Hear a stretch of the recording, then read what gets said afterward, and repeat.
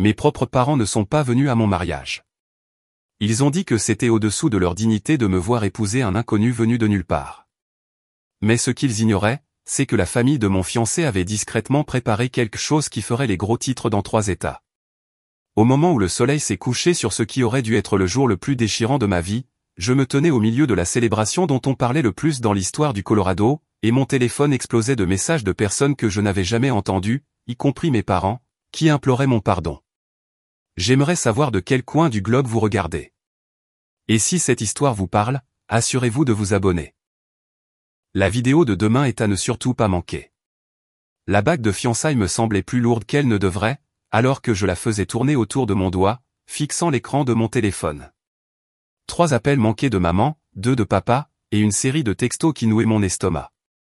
Eliana, nous avons longuement réfléchi à cela, et nous ne pouvons tout simplement pas soutenir cette union. Ton père et moi avons trop investi dans ton avenir pour te voir le gaspiller avec un charpentier du Montana. Tant que tu ne reviendras pas à la raison, nous n'assisterons pas à ce soi-disant mariage. J'ai posé le téléphone sur le comptoir de la cuisine de notre minuscule appartement de Denver et j'ai regardé autour de moi le chaos de la planification du mariage éparpillé partout. Mason avait fait des doubles quarts de travail sur le chantier de construction du centre-ville pour aider à payer notre modeste cérémonie, tandis que j'avais accepté des missions d'enseignement supplémentaires dans 3 écoles différentes. Nous avions économisé chaque centime pendant des mois juste pour nous permettre de louer la petite église et d'organiser une réception au centre communautaire. L'ironie ne m'échappait pas que mes parents, le docteur Patricia Jones et l'avocat Richard Jones, avaient toujours prêché l'importance du caractère par rapport à la richesse. Pourtant, ils étaient là, refusant de rencontrer l'homme que j'aimais simplement parce qu'il n'avait pas de diplôme universitaire ni de fonds en fiducie. Mason a franchi la porte au moment où j'essuyais les larmes de mes joues, ses bottes de travail lourdes sur nos planchers de bois franc grinçant, même couverts de sciure de bois et de poudre de béton. Il était la plus belle chose que j'ai jamais vue. Ses cheveux noirs se dressaient dans toutes les directions, et ses yeux verts ont immédiatement trouvé les miens avec inquiétude. « Qu'est-ce qui ne va pas, Ella ?» Je lui ai tendu mon téléphone sans dire un mot. Il a lu les messages en silence, sa mâchoire se serrant à chaque ligne. Quand il a fini, il a posé le téléphone doucement et m'a prise dans ses bras. « Je suis désolé », a-t-il murmuré dans mes cheveux. « Je sais à quel point tu voulais qu'ils soient là. Ce n'est pas de ta faute s'ils sont snobs, ai-je dit, mais ma voix s'est brisée. Je n'ai jamais imaginé me marier sans mes parents. Maman était censée m'aider avec ma robe.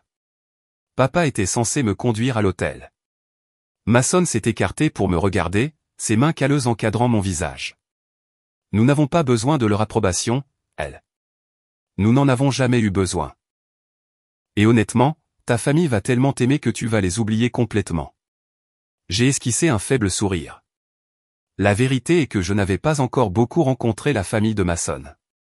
Ses parents vivaient dans une région éloignée du Montana où le service cellulaire était irrégulier, et ils avaient beaucoup voyagé.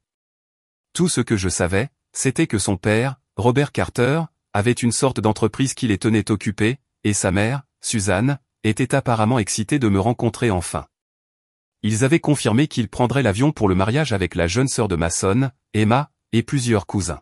« Raconte-moi encore ta famille », ai-je dit en m'installant dans ses bras sur notre canapé de friperie. Je suis nerveuse à l'idée de tous les rencontrer en même temps. Mason a ri, ce grondement sourd dont j'étais tombée amoureuse. Il n'y a pas de quoi être nerveuse. Papa est calme, mais incroyablement gentil. Il essaiera probablement de réparer quelque chose dans ton appartement dans les 5 minutes suivant sa rencontre avec toi. Maman voudra cuisiner pour toi et te posera 1 million de questions sur tes élèves.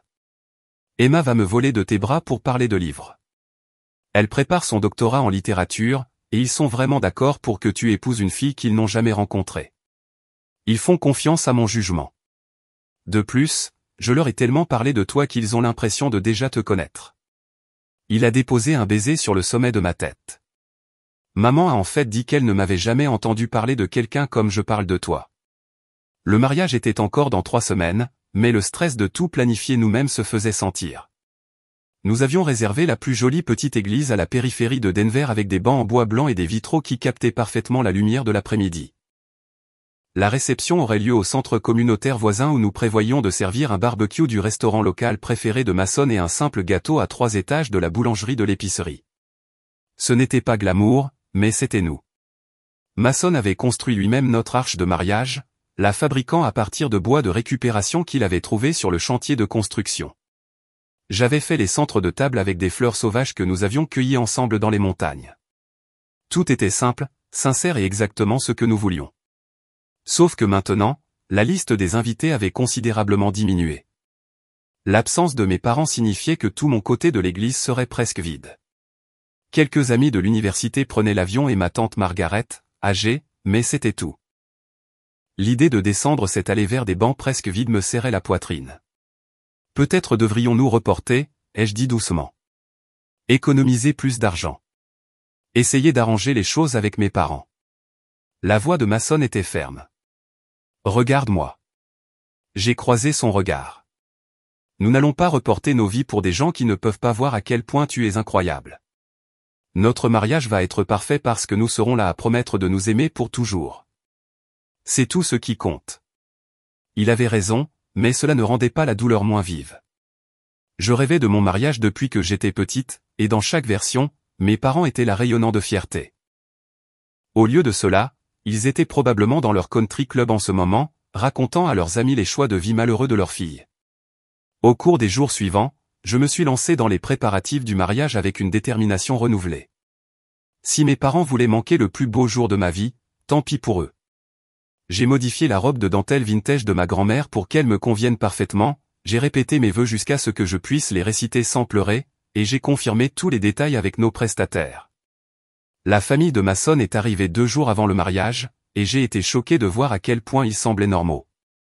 Je ne sais pas à quoi je m'attendais, mais Robert Carter ressemblait à une version plus âgée de Mason, grand, aux larges épaules, avec des yeux gentils et des mains qui avaient clairement vu le travail acharné. Suzanne était petite et énergique avec des cheveux bruns grisonnants et le même sourire contagieux que son fils. Elle m'a serré dans ses bras comme si elle me connaissait depuis des années. Enfin, s'est-elle exclamée. Mason nous a tellement parlé de toi. J'ai l'impression que nous sommes de vieilles amies. Emma, la sœur de Mason, était exactement comme annoncé, une amoureuse des livres avec des cheveux bouclés sauvages et un rire facile. Elle a immédiatement commencé à me poser des questions sur mes romans préférés et à savoir si j'avais lu le sujet de sa thèse actuelle sur la littérature américaine contemporaine. Ils avaient loué des chambres dans un hôtel modeste du centre-ville et ont insisté pour nous emmener dîner dans un restaurant italien décontracté. Rien dans leur comportement ne suggérait autre chose qu'une famille de classe moyenne de la région rurale du Montana. Robert a parlé du temps et a posé des questions sur mon enseignement. Suzanne voulait savoir si j'avais besoin d'aide pour les préparatifs de mariage de dernière minute. Emma a raconté des histoires sur l'enfance de Mason qui m'ont fait rire jusqu'à avoir mal aux côtes. La seule chose qui m'a semblé un peu inhabituelle était leur façon d'arriver. J'avais supposé qu'ils avaient conduit depuis le Montana, mais Mason a mentionné qu'ils avaient pris l'avion. Quand je lui ai posé la question plus tard, il a simplement haussé les épaules et a dit que son père avait trouvé une bonne affaire sur les vols. La nuit avant le mariage, je suis resté éveillé à regarder le plafond de notre chambre. Demain, je deviendrai Madame Eliana Carter. Dans moins de 18 heures, je descendrai l'allée de cette petite église blanche, en espérant ne pas trébucher sur la robe de ma grand-mère, pour épouser l'homme qui a changé tout mon monde. Mon téléphone a vibré avec un texto d'un numéro inconnu, « Félicitations pour votre mariage de demain. Nous sommes impatients de célébrer avec vous, la famille Carter. » J'ai souri dans l'obscurité. Au moins une famille serait là pour assister à nos vœux. Au moins quelqu'un se réjouirait quand Mason et moi promettrions de nous aimer pour toujours. Je n'avais aucune idée que d'ici demain soir, je remettrais en question tout ce que je pensais savoir sur le charpentier calme que j'allais épouser. Le matin de mon mariage est arrivé avec le ciel bleu brillant et l'air vif des montagnes, caractéristique du Colorado. Je me suis réveillé dans la chambre d'amis de mon amie d'enfance Sarah, où j'avais passé la nuit en suivant la vieille tradition de ne pas voir le marié avant la cérémonie. Sarah avait conduit depuis Boulder pour être ma demoiselle d'honneur, et elle s'affairait déjà avec du café et des viennoiseries. Aujourd'hui est le grand jour, Madame Carter, a-t-elle chanté en ouvrant les rideaux. Comment te sens-tu? Terrifiée, excitée et nauséeuse, ai-je admis en tirant les couvertures sur ma tête. Est-ce normal? Complètement normal. Maintenant, lève-toi parce que nous avons exactement 4 heures pour te transformer en mariée, et ton rendez-vous chez le coiffeur est dans 1 heure. Le salon de beauté que Sarah avait trouvé était un petit endroit local spécialisé dans les styles d'inspiration vintage. pendant que la styliste travaillait mes longs cheveux bruns en douces ondulations rappelant les années 1950, je me suis retrouvé à me détendre pour la première fois depuis des semaines. C'était vraiment en train d'arriver. Dans quelques heures, je serai marié à Mason. Mon téléphone a sonné juste au moment où la styliste ajoutait les dernières épingles à cheveux pour fixer le peigne à cheveux en perles de ma grand-mère. L'identification de l'appelant affichait le nom de ma tante Margaret, et mon cœur a immédiatement bondi dans ma gorge. Margaret, tout va bien? Oh, ma chérie. Sa voix était tremblante. Je suis tellement désolé. Je suis à Denver Général. Je suis tombé ce matin et je me suis cassé la hanche. Ils vont m'opérer dans 1 heure. Beaucoup d'amour et d'efforts ont été consacrés à donner vie à cette histoire. Si vous l'appréciez, nous vous serions très reconnaissants de vous abonner à notre chaîne. Maintenant, revenons à l'endroit où nous nous étions arrêtés. Le sang a quitté mon visage. Tante Margaret était le seul membre de ma famille qu'il me restait qui allait réellement se présenter à mon mariage. Elle était censée me conduire à l'hôtel puisque mon père avait clairement indiqué qu'il ne serait pas là.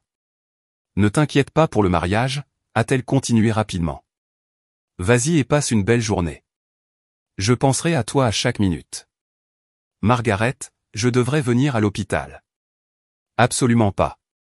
Tu as un mariage à assister, jeune fille. Ton propre mariage. Promets-moi que tu ne quitteras pas cette église. Après que j'ai raccroché, Sarah m'a immédiatement enveloppé dans une étreinte, en faisant attention de ne pas abîmer mes cheveux. Je suis tellement désolé, mais elle a raison. Tu peux lui rendre visite demain lors de ton escale de lune de miel. J'ai hoché la tête, retenant mes larmes. Je sais juste que je vais vraiment descendre l'allée seule. Pas de famille du tout. Tu m'as moi, a dit Sarah fermement. Et tu as la famille de Mason. Parfois, la famille que nous choisissons est plus importante que la famille dans laquelle nous sommes nés. 1 heure plus tard, nous sommes arrivés à la petite église blanche. Elle était encore plus belle que dans mes souvenirs, avec l'arche en bois fabriquée à la main par Mason parfaitement positionnée à l'autel, décorée avec les arrangements de fleurs sauvages que nous avions faits ensemble. La lumière du soleil coulait à travers les vitraux, projetant des motifs arc-en-ciel sur les bancs en bois. Mais quelque chose était différent. Il y avait des voitures sur le parking. Beaucoup de voitures. Des voitures chères. Une élégante berline Mercedes noire était garée à côté d'un VUS BMW blanc immaculé. Derrière eux, il y avait une Porsche argentée et ce qui ressemblait à une Tesla. Mon estomac s'est noué alors que je me demandais si mes parents avaient changé d'avis et décidé de se présenter après tout, amenant leurs amis riches comme une sorte de démonstration de force. Ce ne sont pas les voitures de tes parents, n'est-ce pas, a demandé Sarah, exprimant exactement ma pensée. Je ne pense pas papa conduit une Lexus et maman a cette ridicule Cadillac blanche. Nous sommes entrés par l'entrée latérale de l'église, et j'ai immédiatement entendu des voix provenant du sanctuaire principal. Beaucoup de voix. L'église semblait pleine. Sarah a jeté un coup d'œil autour du coin, et ses yeux se sont écarquillés. Et là, tu dois voir ça. Je l'ai rejointe à la porte et j'ai failli halter. L'église était pleine à craquer. Chaque banc était rempli de personnes que je n'avais jamais vues auparavant, toutes vêtues impeccablement. Les femmes portaient des robes élégantes et des bijoux sophistiqués, tandis que les hommes portaient des costumes d'apparence coûteuse. Ils discutaient tranquillement entre eux, mais il y avait une énergie dans l'air qui était différente de ce à quoi je m'attendais pour notre simple cérémonie. Qui sont tous ces gens, ai-je murmuré. Avant que Sarah puisse répondre, Suzanne Carter est apparue à mon coude. Elle était rayonnante dans une robe bleu marine qui coûtait probablement plus que mon salaire mensuel, bien qu'elle la portait avec le même sourire chaleureux qu'elle avait eu au dîner. « Eliana, tu es absolument magnifique », a-t-elle dit en m'embrassant avec précaution. « Cette robe est exquise. »« Suzanne, je ne comprends pas. Qui sont tous ces gens ? Nous n'avons invité qu'environ 30 personnes au total. » Le sourire de Suzanne est devenu légèrement mystérieux. « Eh bien, ma chère, quand la nouvelle du mariage de Mason s'est répandue, quelques personnes de plus ont exprimé leur intérêt à y assister. La famille, les amis, les associés de Robert. J'espère que cela ne te dérange pas que nous ayons un peu élargi la liste des invités. Un peu ? J'ai regardé à nouveau le sanctuaire bondé. Il doit y avoir plus de 200 personnes là-dedans. En fait, c'est plus près de 300, a dit Suzanne gaiement. Mais ne t'inquiète pas pour ça maintenant. Tu as des choses plus importantes à penser. Es-tu prête ? Ma tête tournait. Associé. Quel genre d'entreprise Robert Carter dirigeait-il qui justifiait 300 invités à un mariage? Et comment avait-il même fait entrer tout le monde dans notre minuscule église? Emma est apparue à mon autre côté, magnifique dans une robe vert émeraude qui mettait parfaitement en valeur ses boucles. Le photographe veut prendre quelques photos avec toi avant le début de la cérémonie, a-t-elle dit. Photographe? J'ai cligné des yeux. Nous avons engagé Madame Peterson du bout de la rue pour prendre des photos avec son appareil photo numérique. Oh, c'est tellement gentil, a dit Emma. Mais papa a engagé quelqu'un d'un peu plus professionnel.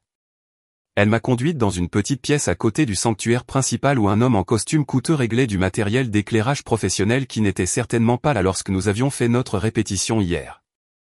Derrière lui se tenait une femme avec plusieurs appareils photo accrochés autour de son cou, le genre de matériel que je n'avais vu qu'au mariage de célébrités dans les magazines.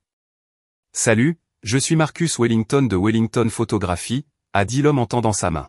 « Nous sommes honorés de documenter votre journée spéciale. » J'avais déjà entendu ce nom. Ils avaient photographié le mariage de la fille du gouverneur l'année dernière, celui qui avait fait la couverture du magazine Colorado Bride. Je pense qu'il y a eu une erreur, ai-je commencé à dire, mais Suzanne a placé une main douce sur mon bras. Aucune erreur, ma chère. Robert et moi voulions juste nous assurer que cette journée était capturée magnifiquement. Maintenant, allons-nous prendre quelques portraits. Les 30 minutes suivantes se sont écoulées dans un flou de photographie professionnelle. Marcus m'a positionné à différents endroits de l'église, ajustant la lumière et me donnant des instructions comme si j'étais un mannequin de mode. La femme, qui s'est présentée comme son assistante, Claire, a pris des douzaines de photos volées avec un équipement qui coûte probablement plus cher que ma voiture. Pendant tout ce temps, j'ai continué à apercevoir le sanctuaire se remplir encore plus. Les gens continuaient d'arriver, et j'ai remarqué plusieurs personnes qui me semblaient vaguement familières, bien que je ne puisse pas dire où je les avais déjà vues. Sarah, elle chuchotait quand elle est revenue de vérifier la mise en place de la réception. « S'il te plaît, dis-moi que tu sais ce qui se passe. » Son visage était pâle. Elle, je suis allé vérifier le centre communautaire, et ce n'est plus le centre communautaire. Qu'est-ce que tu veux dire? Je veux dire qu'il y a des camions de traiteurs à l'extérieur. Des camions de traiteurs chers, et des fleuristes, et ce qui ressemble à un bar complet, et des organisateurs de fêtes avec des presse-papiers qui dirigent les gens comme s'ils préparaient une sorte de gala. Mon cœur a commencé à s'emballer. C'est impossible. Nous avons réservé le centre communautaire. Nous servons un barbecue de chez Jimmy et un gâteau de supermarché. Je pense, dit Sarah lentement, que la famille de Mason a peut-être apporté quelques modifications. Avant que je puisse traiter cette information, l'organiste de l'église a commencé à jouer la musique de la procession. Ce n'était pas l'hymne simple que nous avions choisi, mais quelque chose qui ressemblait à ce qu'on entendrait dans une cathédrale, riche, complexe, et joué sur ce qui semblait être un orgue beaucoup plus cher que le petit orgue électronique que l'église utilise normalement.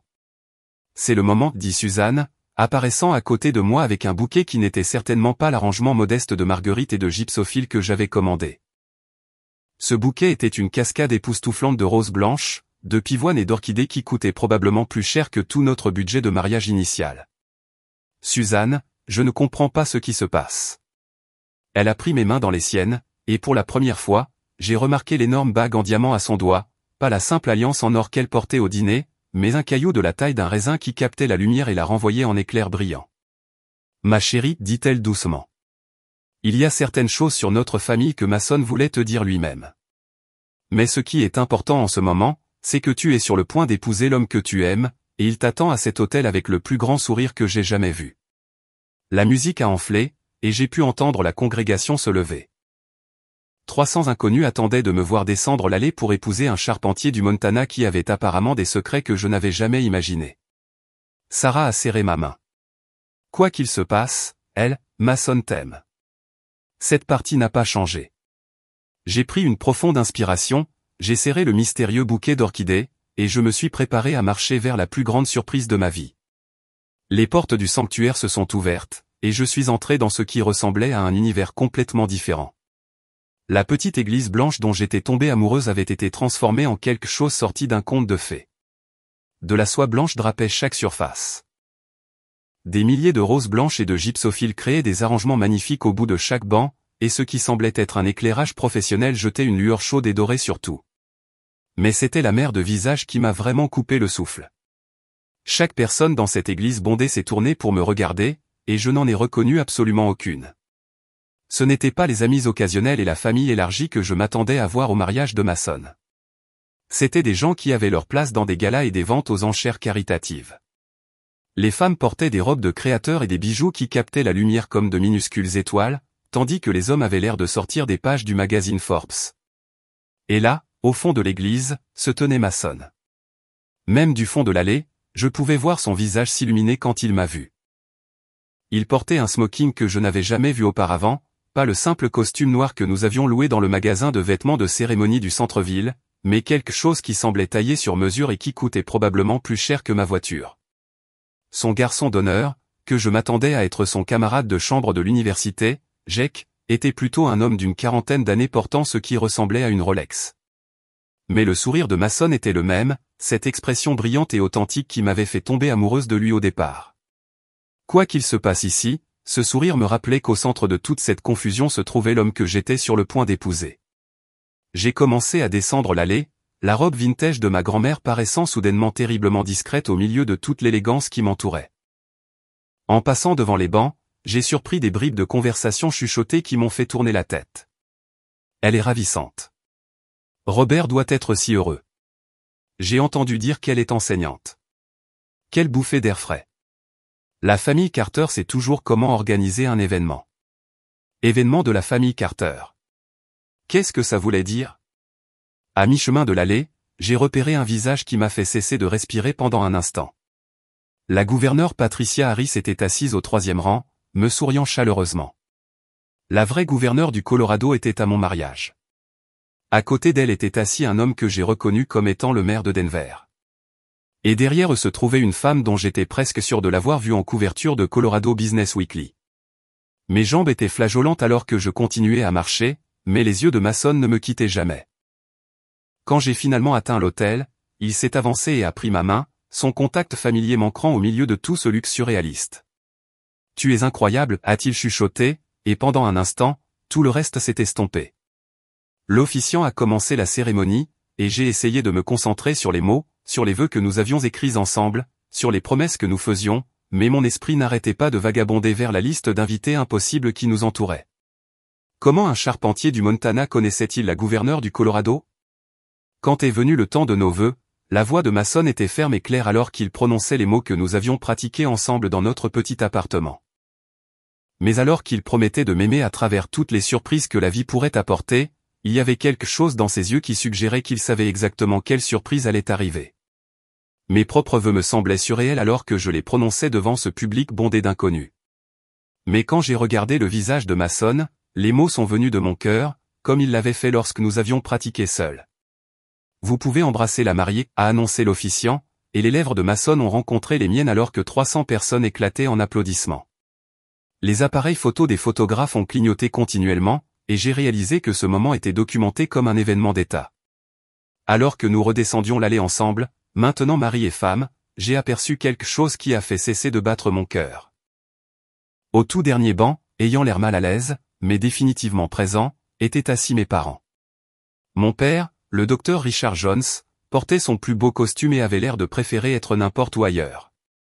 Ma mère, la docteure Patricia Jones, avait son téléphone à la main et prenait des photos, des larmes coulant sur ses joues. Ils étaient venus. D'une manière ou d'une autre, malgré tout ce qu'ils avaient dit, ils étaient là. Ma sonne, elle chuchotait alors que nous atteignions le fond de l'église. Mes parents sont là. Il a suivi mon regard, et son expression a changé pour quelque chose que je ne pouvais pas tout à fait lire. Je sais, dit-il doucement. Je vais tout expliquer à la réception. Avant que je puisse lui demander ce qu'il voulait dire, nous avons été emportés à l'extérieur par le photographe pour d'autres photos. Le parking avait également été transformé. Un tapis rouge menait des marches de l'église à une ligne de voitures de luxe qui n'était certainement pas là à mon arrivée.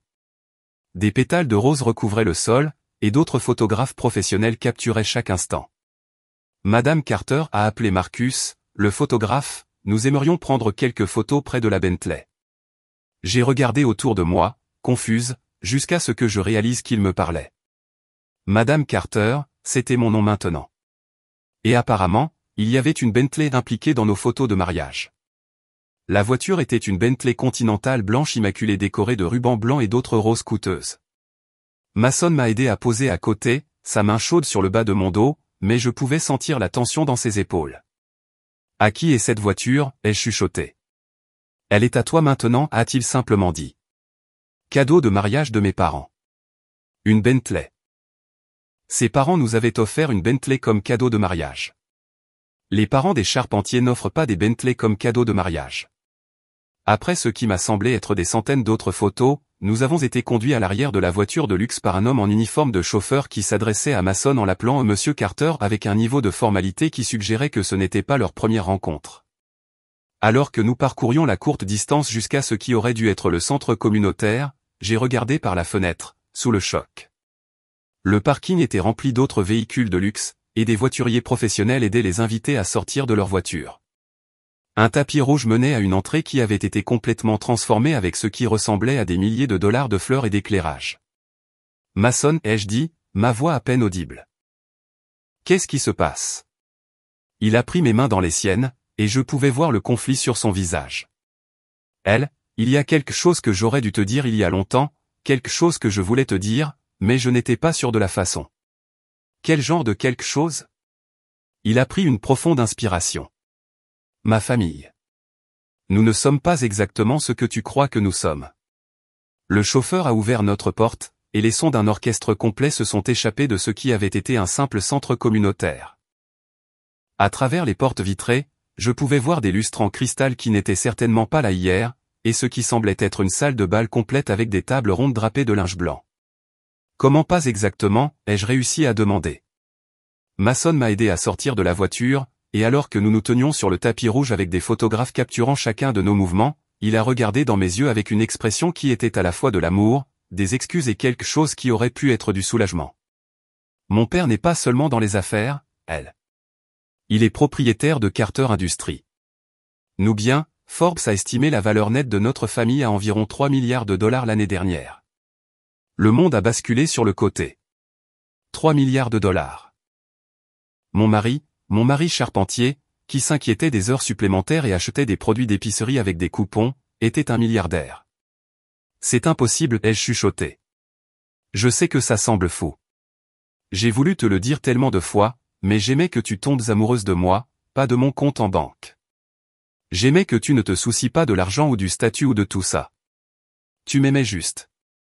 Avant que je puisse répondre, les portes du lieu de réception se sont ouvertes, et une vague de musique classique nous a submergés. À l'intérieur, je pouvais voir nos 300 invités de mariage se mêler à ce qui avait été transformé en l'espace événementiel le plus élégant que j'ai jamais vu. Et debout à l'entrée, rayonnant de fierté, se trouvaient Robert et Suzanne Carter, apparemment deux des personnes les plus riches d'Amérique, attendant d'accueillir leur nouvelle belle-fille dans un monde que je n'avais jamais connu. Entrer dans cette réception, c'était comme franchir un portail vers une autre dimension. Le centre communautaire que j'avais visité il y a quelques jours avait été complètement vidé et reconstruit en quelque chose qui avait sa place dans un hôtel de luxe.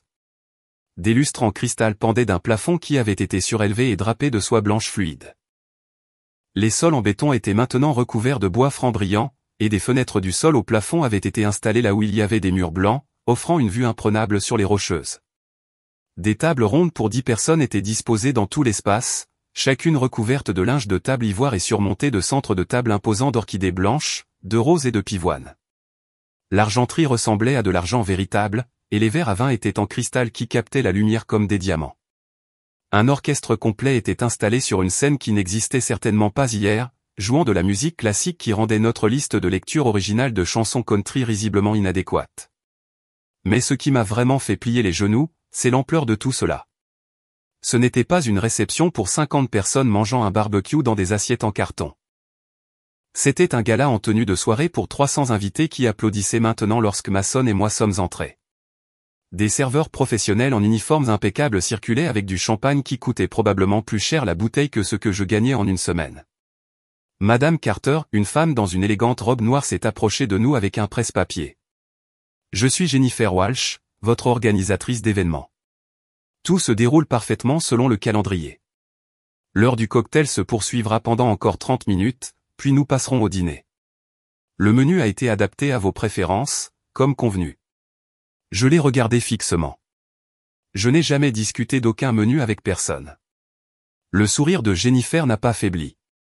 Bien sûr, les préférences que votre belle-mère a partagées avec nous. Elle a mentionné que vous aimez la cuisine méditerranéenne et que vous avez un faible pour les desserts au chocolat. La main de Mason s'est resserrée sur la mienne. Merci, Jennifer. Tout est incroyable. Alors que Jennifer s'éloignait, je me suis tourné vers Mason avec ce qui, j'en suis sûr, était un regard fou dans mes yeux. Depuis combien de temps tout cela est-il prévu? L'orchestre, les fleurs, tout. Elle, je peux t'expliquer. M et Madame Carter. Une voix forte nous a interrompus, et je me suis tourné pour voir un grand homme dans un costume coûteux s'approcher avec les bras tendus. Félicitations. Quelle belle cérémonie. Mason s'est légèrement redressé. Sénateur Williams, merci d'être venu. Et là. Voici le sénateur David Williams. Sénateur, ma femme, et Leliana. Le sénateur Williams. Comme dans le sénateur des États-Unis Williams. J'ai serré sa main en pilote automatique pendant que mon cerveau essayait de traiter le fait qu'un sénateur américain était à ma réception de mariage. La famille de votre mari a été d'une valeur inestimable pour le développement économique du Colorado, m'a dit chaleureusement le sénateur. Et j'entends dire que vous êtes enseignante. Comme c'est merveilleux. L'éducation est le fondement de tout.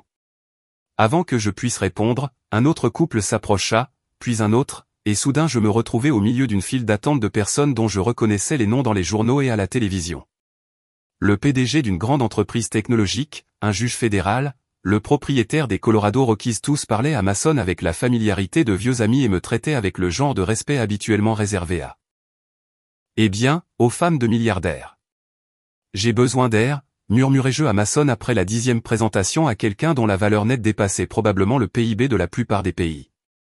Il me guida immédiatement vers un ensemble de portes-fenêtres qui s'ouvraient sur ce qui avait été autrefois le minuscule patio arrière du centre communautaire, mais qui était maintenant une élégante terrasse extérieure avec des lampes chauffantes, plus de fleurs et une vue sur les montagnes qui avaient été en quelque sorte améliorées avec un éclairage professionnel. Comment est-ce possible, demandai-je une fois que nous étions seuls. Hier, c'était un centre communautaire avec des chaises pliantes et un éclairage fluorescent. Mason passa sa main dans ses cheveux, gâchant la coiffure parfaite pour la première fois de la journée.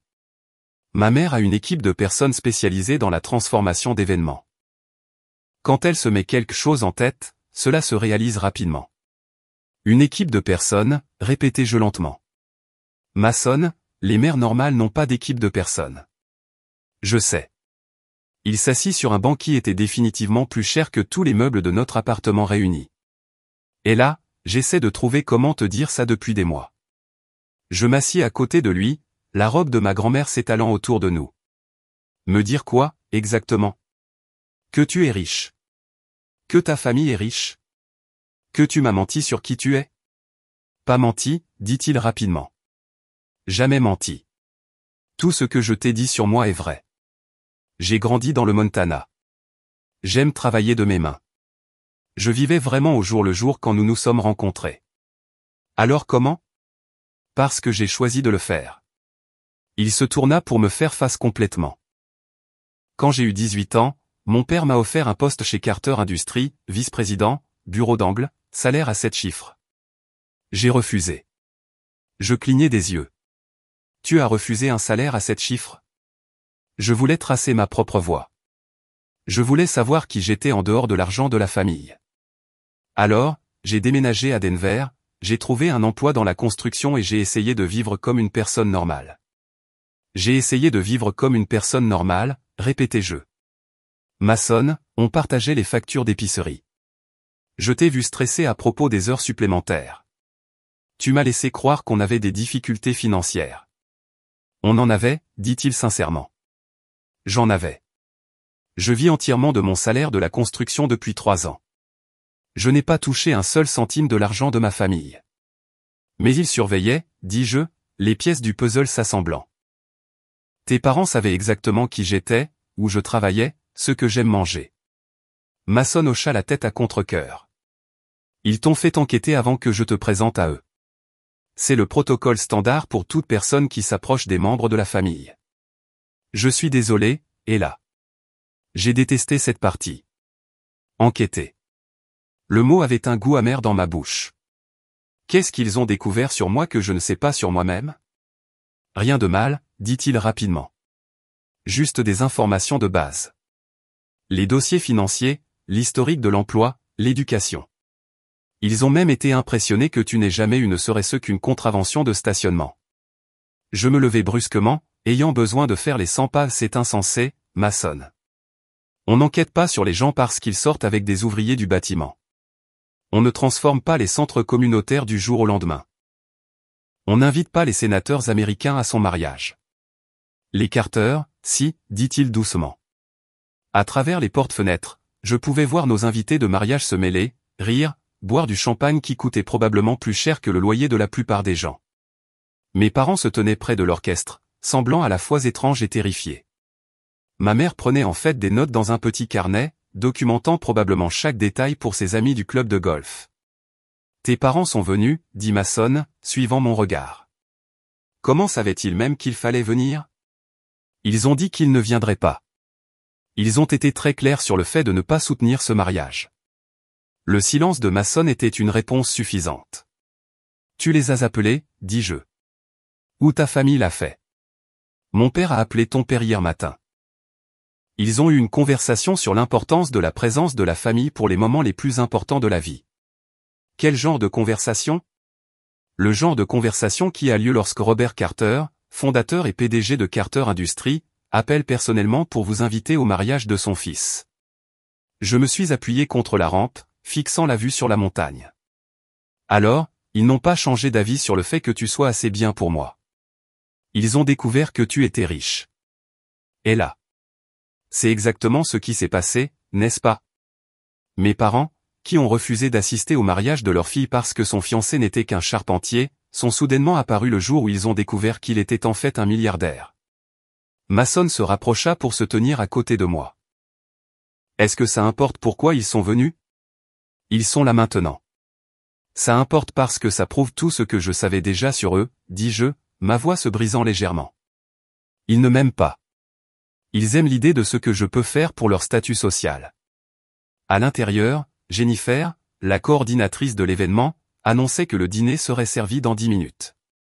À travers la vitre, je pouvais voir nos invités se diriger vers leurs tables attribuées, chacune marquée de marque-place calligraphiée qui coûtait probablement plus cher que nos invitations de mariage originales. Qu'est-ce qui se passe maintenant? Demandai-je. Est-ce que je retourne là-dedans et je fais semblant d'appartenir à une salle remplie de sénateurs et de PDG? Est-ce que je souris et je bavarde avec des gens dont le budget d'épicerie hebdomadaire est plus élevé que ce que je gagne en un an? Mason prit mes mains dans les siennes. Tu n'as rien à feindre. Tu as ta place dans cette pièce parce que tu es ma femme. Parce que tu es brillante et gentille et tu me donnes envie d'être une meilleure personne chaque jour. Mais je ne suis pas l'un d'eux, Mason. Je corrige des copies à la table de la cuisine et je fais des achats dans des magasins d'aubaine et je conduis une voiture dont le pare-choc est maintenu avec du ruban adhésif. Moi non plus, dit-il fermement. L'argent ne change pas qui tu es à l'intérieur, et là. Je suis toujours le même gars qui est tombé amoureux de toi dans ce café. Je veux toujours construire des choses de mes mains et rentrer à la maison chaque soir. L'orchestre commença à jouer ce qui ressemblait à un carillon pour le dîner, et je pouvais voir les invités prendre place à des tables dont la mise en place coûtait probablement plus cher que le budget de mariage de la plupart des gens. J'ai regardé mon mari milliardaire, et j'ai réalisé que tout ce que je pensais savoir de ma vie venait de changer pour toujours. Prenant une profonde inspiration, je suis retourné dans la réception avec la main de Mason dans la mienne. Si j'allais être Madame Carter maintenant, autant voir ce que cela signifiait réellement. Le dîner était déjà en cours, et nous avons été escortés jusqu'à une table d'honneur qui faisait face à toute la pièce. Je me suis retrouvé assis entre Mason et son père, Robert, avec une vue parfaite sur les 300 invités. Le repas ne ressemblait à rien de ce que j'avais jamais vécu. Chaque plat était une œuvre d'art présentée par des serveurs qui se déplaçaient avec une précision chorégraphiée. L'apéritif à lui seul, une sorte de pétoncle saisi avec de l'huile de truffe et des micro-pousses, coûtait probablement plus cher que le dîner entier de la plupart des gens. Le vin coulait à flot, et j'ai remarqué que chaque bouteille servie avait des étiquettes que je ne pouvais pas prononcer et des dates de millésimes qui suggéraient qu'elles avaient vieilli plus longtemps que je n'étais en vie. Alors, Eliana, dit Robert Carter à côté de moi, sa voix portant la confiance tranquille de quelqu'un qui a l'habitude d'être écouté. Mason me dit que vous enseignez en 4e année. Oui, réussis-je, me sentant toujours surréaliste d'avoir une conversation décontractée avec un milliardaire à l'école élémentaire Riverside. J'y suis depuis 3 ans. L'éducation est le grand égalisateur, dit-il pensivement. Certains de mes partenariats commerciaux les plus réussis ont été avec des personnes qui ont commencé avec rien d'autre qu'un bon professeur qui croyait en elles. Malgré tout, je me suis senti attiré par le père de Mason. Contrairement à mes propres parents qui considéraient l'enseignement comme quelque chose que je faisais jusqu'à ce que je trouve une vraie carrière, Robert parlait de l'éducation avec un respect sincère. Mason a également mentionné que vous travaillez sur votre maîtrise, ajouta Suzanne de l'autre côté de la table. Leadership en éducation, n'est-ce pas? J'ai hoché la tête, surprise qu'ils en sachent autant sur mes projets universitaires. J'espère devenir directrice un jour. Je veux améliorer les écoles pour les enfants qui n'ont pas d'avantage à la maison. C'est exactement le genre de réflexion dont nous avons besoin, dit Robert. En fait, Carter Industries a une fondation pour l'éducation qui pourrait vous intéresser. Nous finançons des programmes innovants dans les écoles défavorisées. Avant que je puisse répondre, l'orchestre passa à une mélodie plus douce, et Jennifer apparut à côté de notre table. M. Et Madame Carter, c'est le moment de votre première danse. Mon estomac se serra. Dans tout le chaos de la découverte de la véritable identité de Mason, j'avais complètement oublié les événements traditionnels de la réception de mariage. Notre première danse était censée être sur AMZ de l'Honestar, jouée à partir de la liste de lecture de l'iPhone de quelqu'un. Au lieu de cela, on me guidait sur une piste de danse appropriée tandis qu'un orchestre complet se préparait à fournir la bande sonore de ce qui semblait être le moment le plus regardé de ma vie. Les bras de Mason se sont enroulés autour de moi alors que l'orchestre commençait à jouer une version instrumentale élégante de la chanson que nous avions choisie.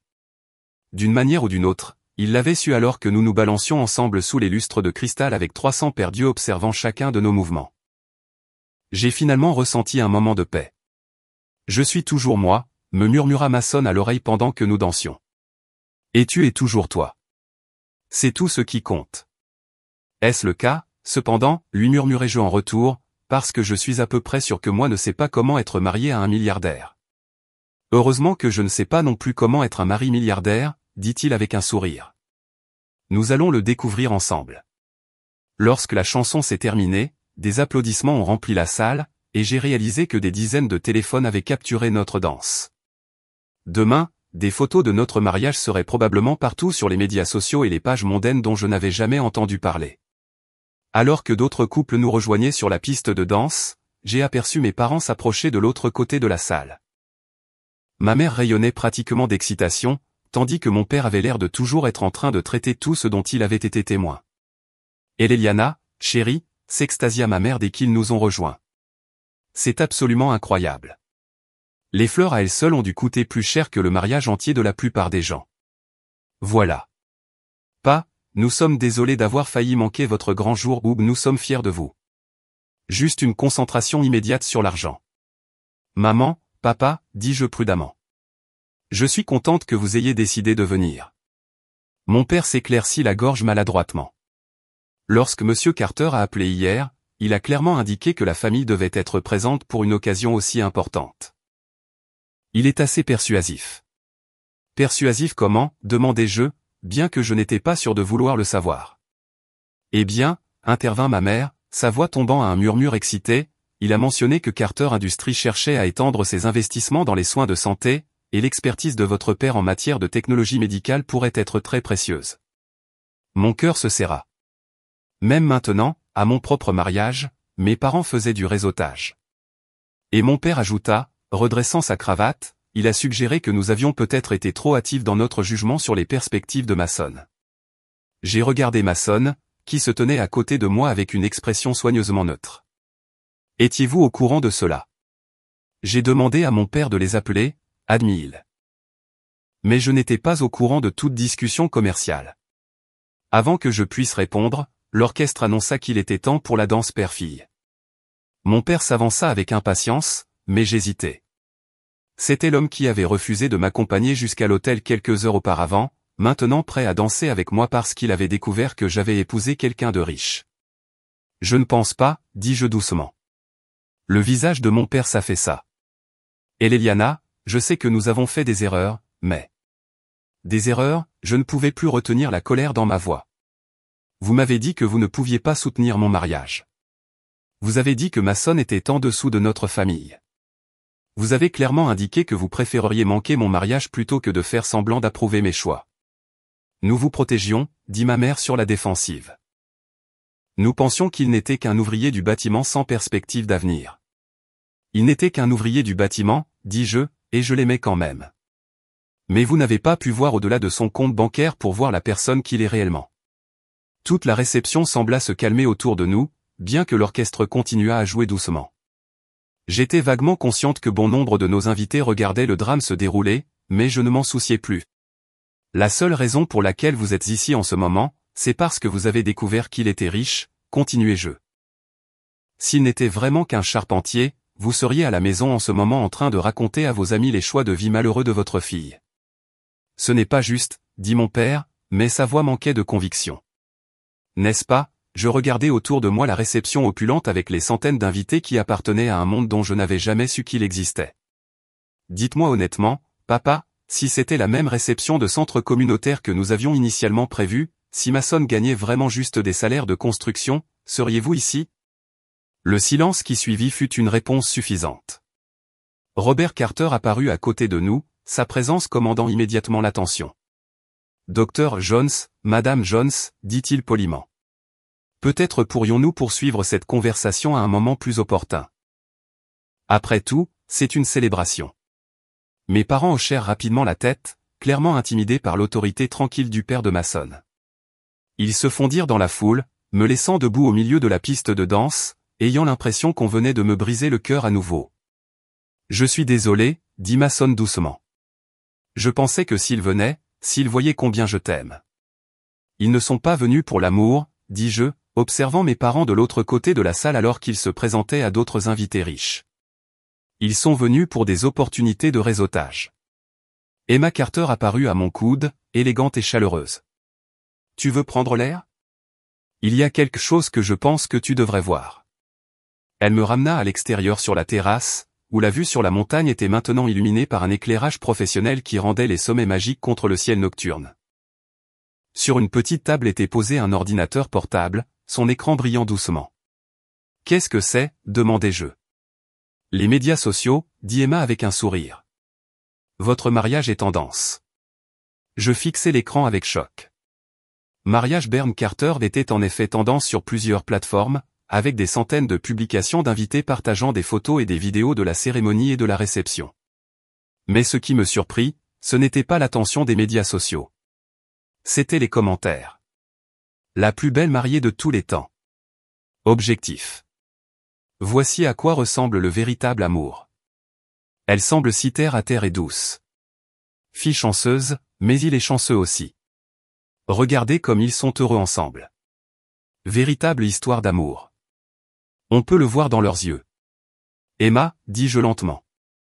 Ces gens ne me connaissent même pas. Non, dit-elle avec un sourire. Mais ils peuvent voir ce que nous voyons tous, que toi et Mason êtes faits l'un pour l'autre. Argent ou pas. Alors que je faisais défiler des centaines de commentaires positifs de personnes étrangères qui avaient regardé notre histoire se dérouler en ligne, j'ai réalisé quelque chose d'important. L'approbation de mes parents n'avait jamais vraiment compté. Ce qui comptait, c'était la vie que Mason et moi allions construire ensemble et la famille qui m'avait accueilli à bras ouverts dès le début. L'orchestre recommença à jouer, et à travers les portes-fenêtres, je pouvais voir Mason chercher la foule pour me trouver, son visage s'illuminant lorsqu'il m'aperçut sur la terrasse. Pour la première fois depuis que j'étais entré dans cette église transformée, je me sentais prête à embrasser tout ce qui allait suivre. En retournant dans la réception, je me sentais différente, plus légère, en quelque sorte, comme si le fait d'avoir confronté mes parents avait soulevé un poids que je ne réalisais pas avoir porté. Mason apparut immédiatement à mes côtés, son soulagement visible lorsqu'il vit mon visage. « Comment te sens-tu » demanda-t-il doucement. « Comme si j'étais exactement là où je suis censé être, dis-je, et je le pensais. » La soirée continua à se dérouler comme un rêve. La cérémonie de la découpe du gâteau impliquait un chef-d'œuvre à 4 étages qui semblait plus à sa place dans un musée que pour être mangé. Chaque étage était d'une saveur différente, vanille avec garniture à la framboise, chocolat avec caramel salé, citron avec crème au beurre de lavande et red velvet avec glaçage au fromage à la crème. C'était tellement éloigné de notre simple gâteau en plaque d'épicerie originale que je n'ai pas pu m'empêcher de rire. Qu'est-ce qui est drôle, demanda Mason alors que nous posions pour des photos avec le gâteau orné. Je pense juste au fait que nous avons passé 3 semaines à débattre pour savoir si nous pouvions nous permettre de passer de la vanille au chocolat, dis-je. Et maintenant, nous avons 4 saveurs différentes, chacune coûtant probablement plus que notre budget initial entier. Ça te manque, demanda-t-il doucement. La version simple que nous avions prévue? J'y ai réfléchi pendant que le photographe nous demandait de couper la première part. L'innocence de tout ça me manque, ai-je admis. Mais l'impression que nous devions choisir entre les choses que nous voulions à cause de l'argent ne me manque pas. Au fur et à mesure que la soirée avançait, je me suis retrouvé dans des conversations qui m'auraient terrifié quelques heures plus tôt. L'épouse du sénateur Williams, Margaret, s'est avérée être une ancienne enseignante passionnée par la réforme de l'éducation. Nous avons passé 20 minutes à discuter des programmes d'alphabétisation et des tests standardisés pendant que nos maris parlaient des projets de loi sur les infrastructures. Vous savez, dit Margaret en sirotant son champagne, la Fondation Carter pour l'éducation est toujours à la recherche d'éducateurs passionnés pour aider à orienter ces programmes. Vous devriez envisager de vous impliquer. Avant que je puisse répondre, une agitation près de l'entrée a attiré mon attention. Une jeune femme en robe de soirée se disputait avec ce qui semblait être du personnel de sécurité, sa voix portant dans toute la réception. « Je suis de la famille, disait-elle fort. Demandez à Mason. Il vous dira que je suis censé être ici. » L'expression de Mason s'assombrit immédiatement. « Excusez-moi, dit-il au groupe avec lequel nous parlions et se dirigea vers le trouble. Je suivis, curieuse et inquiète. La femme devait avoir une vingtaine d'années, avec des cheveux blonds platine et le genre d'assurance qui vient du fait de ne jamais s'être entendu dire non. Elle était belle d'une manière coûteuse et exigeante qui me rendit soudain consciente de la robe vintage de ma grand-mère. « Clarissa, dit Mason en nous approchant, sa voix soigneusement contrôlée. « Que fais-tu ici ? » « Te féliciter, bien sûr, dit-elle avec un sourire éclatant qui n'atteignait pas tout à fait ses yeux. « Bien que je dois dire que je suis surprise que tu ne m'aies pas invité personnellement. » J'ai regardé entre eux, sentant un courant sous-jacent que je ne comprenais pas à Mason. « Qui est-ce » ? Clarissa Worthington, dit la femme en tendant une main parfaitement manucurée. « Et vous devez être l'heureuse mariée. » Je suis une vieille amie de Mason. Une très vieille amie. La façon dont elle a souligné le trait a resserré mon estomac. Mais avant que je puisse répondre, Robert Carter apparut à côté de nous avec le genre d'expression qui suggérait que cette conversation allait se terminer rapidement. « Mademoiselle Worthington, dit-il froidement, je ne crois pas que vous soyez sur notre liste d'invités. »« Oh, allons, monsieur Carter, dit Clarissa avec un rire qui sonnait comme du verre brisé. Il y a sûrement de la place pour un invité de plus à une affaire aussi somptueuse. La sécurité va vous escorter vers la sortie, dit Robert simplement, puis se tourna vers Mason et moi. Je m'excuse pour l'interruption. Alors que Clarissa était emmenée, protestant toujours, je regardais Mason avec interrogation. Ex-petite amie, dit-il brièvement.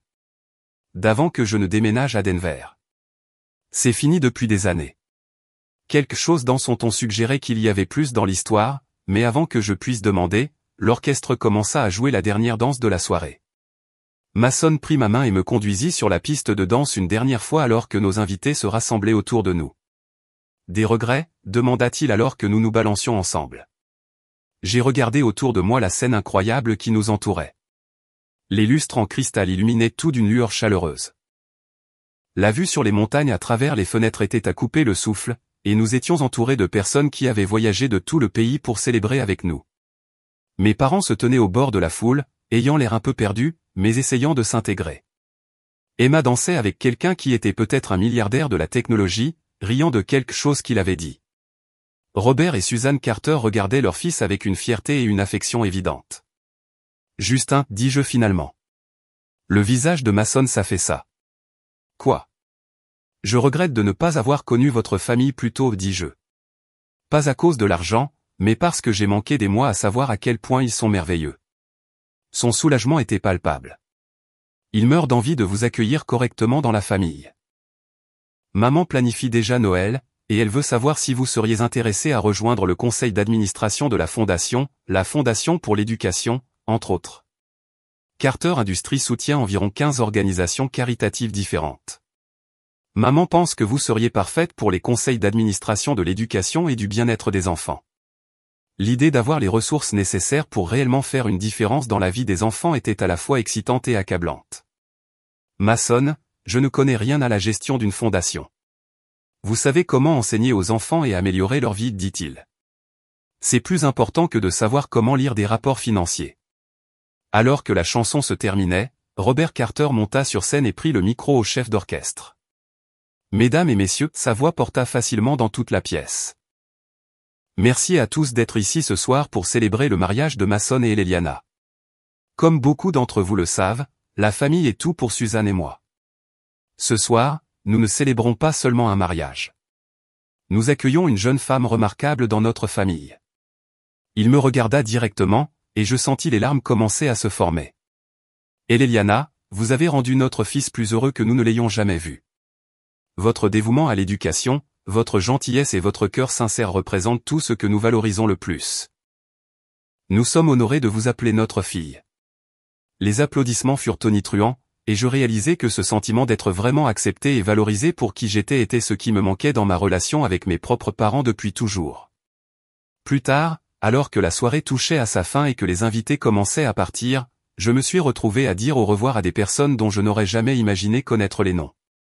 Le gouverneur m'a serré dans ses bras et a invité Mason et moi à dîner à la capitale de l'État. Le PDG de la technologie m'a remis sa carte et a dit que son entreprise était toujours à la recherche de consultants en éducation innovants. 3 directeurs de fondations différents m'ont demandé si je serais intéressé à rejoindre leur conseil d'administration. Mes parents se sont approchés alors que nous nous préparions à partir pour notre suite nuptiale au Four Seasons du centre-ville. Eliana, dit ma mère avec hésitation, nous voulons que tu saches que nous sommes. Nous sommes fiers de toi. Vraiment, demandai-je. Où êtes-vous fiers de la personne que j'ai épousée? Mon père s'avança. Nous avons fait des erreurs aujourd'hui. De grosses erreurs. Nous avons laissé nos préjugés obscurcir notre jugement sur Mason. Et plus important encore, nous n'avons pas réussi à te soutenir quand tu avais le plus besoin de nous. Vous l'avez fait, ai-je convenu. Peux-tu nous pardonner, demanda ma mère, les larmes aux yeux. J'ai regardé ces personnes qui m'avaient élevé mais ne m'avaient jamais vraiment vu, qui étaient venues à mon mariage pour toutes les mauvaises raisons, mais qui au moins essayaient d'admettre leurs erreurs. Je peux vous pardonner, dis-je finalement. Mais les choses vont être différentes entre nous à partir de maintenant. Différentes comment, demanda mon père. Vous allez devoir regagner ma confiance, dis-je, et vous allez devoir accepter que ma vie est la mienne, peu importe combien d'argent mon mari a. Ils acquiescèrent, l'air contrit. Et j'ai réalisé que c'était probablement la première vraie conversation que nous ayons jamais eue en tant qu'adultes. Mason et moi avons finalement quitté la réception vers minuit. En montant dans la Bentley blanche qui était apparemment maintenant la nôtre, alors que nous traversions les rues calmes de Denver en direction de l'hôtel, j'ai réfléchi à la journée la plus surréaliste de ma vie. Alors, dis-je, en m'appuyant contre l'épaule de Mason. Que se passe-t-il maintenant? Dois-je apprendre à être riche? Vous devez apprendre à être heureuse, dit-il, en embrassant le sommet de ma tête. Tout le reste n'est que détail. En regardant les lumières de la ville, j'ai réalisé que pour la première fois de ma vie, j'avais l'impression d'appartenir vraiment à un endroit. Pas à cause de l'argent ou du statut, mais parce que j'avais trouvé une famille qui me valorisait pour exactement qui j'étais. Demain, je me réveillerai en tant que Madame Eliana Carter, épouse d'un milliardaire, membre potentiel du conseil d'administration de plusieurs fondations et belle-fille de 2 des personnes les plus puissantes du Colorado. Mais ce soir, j'étais juste une femme qui avait épousé l'amour de sa vie, entourée de personnes qui se souciaient sincèrement de son bonheur, et cela me semblait la plus grande fortune de toutes. 6 mois plus tard, je me tenais dans la salle de conférence de Carter Industries, regardant la skyline de Denver à travers des baies vitrées qui offraient une vue à laquelle je n'aurais jamais imaginé avoir accès. La réunion trimestrielle de la Fondation pour l'éducation venait de se terminer, et je passais en revue les propositions que nous avions approuvées pour financement, 12 nouveaux programmes d'alphabétisation à travers le Colorado, 3 initiatives STEM pour les écoles défavorisées et un programme de formation des enseignants qui aurait un impact sur plus de 500 éducateurs. Madame Carter, Jennifer Walsh, la même femme qui avait coordonné notre mariage, est maintenant directrice des programmes de la Fondation. Les récipiendaires de bourses d'études sont ici pour la cérémonie de remise des prix. J'ai lissé ma robe bleu marine, de marque maintenant, bien que je me sente toujours étrange à propos des étiquettes de prix, et me suis dirigé vers la salle de conférence où 20 élèves de terminale attendaient avec leurs familles. Ces étudiants recevraient des bourses d'études complètes financées par la Fondation Carter pour l'éducation. Et voir leur visage lorsque nous annoncions leur prix ne vieillissait jamais. Bonjour à tous, dis-je en entrant dans la pièce. Félicitations à tous nos récipiendaires de bourses d'études. Votre travail acharné et votre dévouement vous ont amené ici aujourd'hui. En remettant les certificats de bourse d'études, j'ai réfléchi à combien ma vie avait changé depuis ce jour de mariage surréaliste. La transition n'avait pas été transparente. Apprendre à naviguer dans les galas de charité, les réunions du conseil d'administration et les attentes sociales qui accompagnaient le fait d'être une Carter avaient nécessité plus d'ajustements que je ne l'avais prévu. Mais le travail lui-même, être capable de faire une réelle différence dans l'éducation des enfants avec des ressources que je n'avais jamais rêvé d'avoir, rendait chaque moment maladroit valable. L'une des récipiendaires de bourse d'études, une jeune fille nommée Maria Gonzalez d'East Denver, me rappelait tellement mes anciens élèves que je me suis attardé pour lui parler après la cérémonie. Madame Carter, dit-elle timidement, je voulais vous remercier personnellement. Cette bourse signifie que je peux devenir enseignante comme j'en ai toujours rêvé. Dans quelle classe voulez-vous enseigner, demandai-je. Primaire. Je veux travailler avec des enfants qui n'ont pas beaucoup de soutien à la maison comme moi. Je veux être l'enseignante qui croit en eux. Je sentis des larmes me piquer les yeux. C'est exactement pourquoi nous faisons cela, Maria. Les enseignants comme vous peuvent changer le monde, un élève à la fois. Après la cérémonie, je suis rentré chez moi dans la maison où j'avais encore parfois l'impression de vivre dans la vie de quelqu'un d'autre. Mason et moi avions quitté notre minuscule appartement de Denver pour un vaste domaine à Cherry Hills Village, avec vue sur les montagnes, un bureau à domicile pour mon travail de fondation et un atelier où Mason pouvait poursuivre ses projets de menuiserie. Il avait officiellement rejoint Carter Industries il y a 6 mois, mais insistait pour maintenir son approche pratique des projets de construction. Je l'ai trouvé dans la cuisine, portant toujours ses vêtements de travail et couvert de sciure de bois, préparant le dîner avec le genre de concentration qu'il apportait à tout ce qu'il faisait. « Comment s'est passée la cérémonie de remise des bourses d'études » demanda-t-il en m'enlaçant malgré son état poussiéreux. « Parfait. Nous avons 20 enfants qui vont à l'université qui n'auraient peut-être pas eu cette chance autrement. » Je me suis reculé pour le regarder. « Comment s'est passée ta journée ? Tu apprécies toujours le monde de l'entreprise. » Mason rit. J'ai passé la matinée en réunion du conseil d'administration à discuter de matériaux de construction durable et l'après-midi à installer des panneaux solaires sur un projet de logements sociaux. C'est le meilleur des deux mondes. Alors que nous cuisinions ensemble, mon téléphone vibra avec un message texte. Le nom du contact me fit hésiter. Maman, la chose la plus étrange s'est produite aujourd'hui. J'ai rencontré une femme au country club dont la fille a reçu l'une de vos bourses d'études de la fondation. Elle n'arrêtait pas de parler de l'importance du programme pour leur famille. Je voulais que tu saches que ton père et moi sommes fiers du travail que tu fais. J'ai montré le message à Mason, qui l'a lu en haussant les sourcils. C'est un progrès, dit-il prudemment. Oui, ai-je convenu. Un progrès lent, mais un progrès. Ma relation avec mes parents s'était en effet lentement reconstruite au cours des 6 derniers mois. Ils avaient fait de véritables efforts pour apprendre à connaître Mason pour qui il était plutôt que pour ce qu'il représentait financièrement. Mon père avait même commencé à faire du bénévolat dans une clinique gratuite, inspiré par certains des programmes de sensibilisation communautaire qu'il avait découverts grâce aux initiatives de Carter Industries en matière de soins de santé. En parlant de tes parents, dit Mason, ils viennent dîner dimanche. Tu te souviens. Avec tes parents, Emma est probablement la moitié de l'establishment politique du Colorado, dis-je en riant. Les dîners du dimanche à la maison Carter sont devenus une véritable affaire. C'était vrai.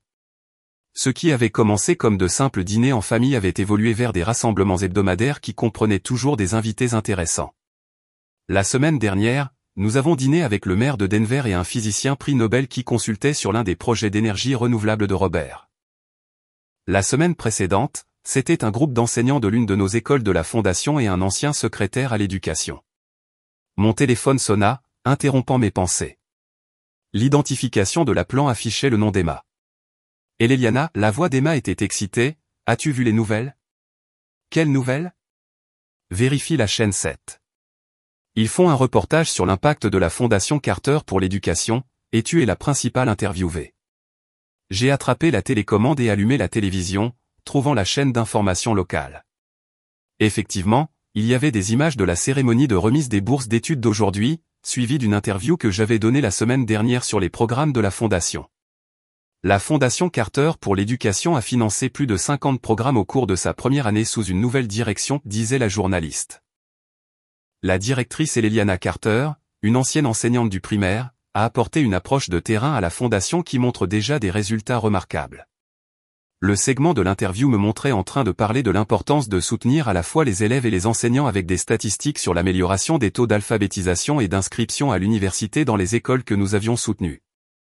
Madame Carter représente une nouvelle génération de leadership philanthropique, continua la journaliste. Son expérience dans l'éducation a aidé la Fondation à se concentrer sur des programmes qui créent un changement durable plutôt que de simplement fournir un financement. Mason m'enlaça par derrière alors que nous regardions. Regarde-toi changer le monde. Nous changeons le monde, ai-je corrigé. Rien de tout cela ne serait possible sans le soutien de Carter Industries. Le segment d'information s'est terminé par des images de notre jour de mariage. Apparemment, cet événement était toujours considéré comme digne d'intérêt 6 mois plus tard. Nous voir danser à cette réception incroyable, entourés de tous ces invités influents, donnait l'impression de regarder la vie de quelqu'un d'autre. « Est-ce que ça te manque parfois ?» demanda Mason doucement. La simplicité d'avant. Je me suis tourné dans ses bras pour le regarder. Certaines choses me manquent. L'impression que nos problèmes pouvaient être résolus avec des heures supplémentaires et des coupons me manque. L'impression de savoir exactement qui j'étais et où je me situais dans le monde me manque. Mais l'impression d'être impuissante à aider les enfants qui avaient besoin de plus que ce que je pouvais leur donner avec un salaire d'enseignante ne me manque pas. Regarder des élèves talentueux abandonner l'université parce qu'ils n'avaient pas les moyens ne me manque pas. L'impression que les problèmes qui me tenaient à cœur étaient trop importants pour que je puisse faire une réelle différence ne me manque pas. Nous avons été interrompus par la sonnette, qui dans notre nouvelle maison jouait une mélodie élaborée qui me faisait encore sursauter. Mason alla répondre, revenant avec un arrangement floral massif et une enveloppe. Livraison pour Madame Carter, dit-il avec un sourire. Les fleurs provenaient de la famille de l'un de nos récipiendaires de bourse d'études, avec une note me remerciant d'avoir rendu les rêves possibles. L'enveloppe contenait une invitation à prendre la parole lors de la conférence annuelle de la Fondation nationale pour l'éducation à Washington, D.C. Ils veulent que tu prononces le discours d'ouverture sur la philanthropie innovante et l'éducation, dit Mason, lisant par-dessus mon épaule. C'est terrifiant, dis-je immédiatement. C'est incroyable, rétorqua-t-il. Tu es devenue l'une des voix les plus respectées de la philanthropie éducative en moins d'1 an. Comme pour prouver son point de vue, mon téléphone sonna à nouveau. Cette fois, c'était un producteur d'une émission matinale nationale qui voulait m'interviewer sur le programme de bourse d'études pour un segment sur le financement de l'éducation. Après avoir raccroché, Mason et moi nous sommes regardés et avons commencé à rire. Tu te souviens quand ton plus grand souci était de savoir si nous pouvions nous permettre des fleurs pour le mariage, dit-il. Tu te souviens quand tu avais peur de me dire que ta famille avait de l'argent parce que tu pensais que je pourrais t'aimer pour les mauvaises raisons, rétorquai-je. Nous avons fini de préparer le dîner dans un silence confortable. Et alors que nous nous asseyions pour manger, j'ai réalisé que ce moment tranquille avec mon mari dans notre cuisine, à parler d'un travail qui comptait et à planifier un avenir qui pourrait avoir un impact sur des milliers de vies, était exactement la vie que j'étais censé avoir. Mon téléphone vibra une fois de plus avec un message texte provenant d'un numéro inconnu. Madame Carter, ma fille était l'une des récipiendaires de bourse d'études d'aujourd'hui. Merci d'avoir vu son potentiel quand d'autres ne l'ont pas fait. Vous avez changé l'avenir de toute notre famille. Robert Gonzalez. J'ai montré le message à Mason, qui a souri du même sourire éclatant qui m'avait fait tomber amoureuse de lui dans un café qui me semblait remonter à une éternité. Alors, dit-il, tendant la main à travers la table pour prendre la mienne. Des regrets d'avoir épousé un milliardaire ? Justin, dis-je, profitant du moment d'inquiétude qui traversa son visage. Quoi ? Je regrette qu'il ait fallu une catastrophe de mariage pour me montrer que parfois la plus belle vie vient des endroits les plus inattendus. À l'extérieur de nos fenêtres, les montagnes du Colorado se dressaient en silhouette contre le coucher du soleil. Et j'ai pensé à la fille qui avait marché dans l'allée il y a 6 mois, craignant que sa famille ne se présente pas à son mariage. Cette fille n'avait aucune idée qu'elle marchait vers une vie au-delà de ses rêves les plus fous, pas à cause de l'argent, mais parce qu'elle était sur le point de découvrir ce que cela signifiait d'être vraiment valorisée, vraiment soutenue et vraiment aimée. Le mariage que mes parents avaient essayé d'ignorer était en effet devenu l'événement du siècle. Mais plus important encore, il était devenu le début d'une histoire que je n'aurais jamais pu écrire moi-même. Une histoire où une enseignante de Denver a pu changer le monde, un élève à la fois. Et cela valait plus que toutes les Bentley, les robes de créateurs et les lustres en cristal du monde. Vous en voulez plus? Nous avons 2 histoires incroyables prêtes pour vous directement à l'écran. Si celle-ci vous a touché, celle-ci valent absolument votre temps. Cliquez pour les regarder maintenant. Et, abonnez-vous et appuyez sur cette cloche pour ne jamais manquer nos derniers téléchargements.